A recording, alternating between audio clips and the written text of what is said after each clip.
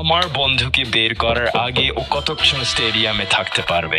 প্রতি মিনিট থাকার জন্য $10 জিতাবে। চ্যালেঞ্জ শুরু হওয়ার পর আমি আমার বন্ধুকে রেখে চলে আসি, আর ওর প্ল্যানের প্রথম ধাপ ছিল স্টেডিয়ামের সবচেয়ে উঁচু সিটে যাওয়া, যেখানে ও 5 মিনিট থেকে $50 জিতে নেয়।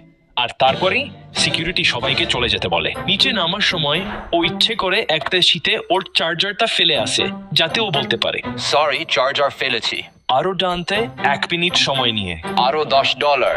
এরপর টয়লেটে গেলে কিন্তু সিকিউরিটি পিছু নিয়ে বুঝে যায় কি করছে। আমি যাব না। ও রিস্টব্যান্ড ছাড়াই দিব্যই একটা ভিআইপি আফটার পার্টিতে ঢুকে পড়েছে। ভাবা যায় এটা কিভাবে হলো?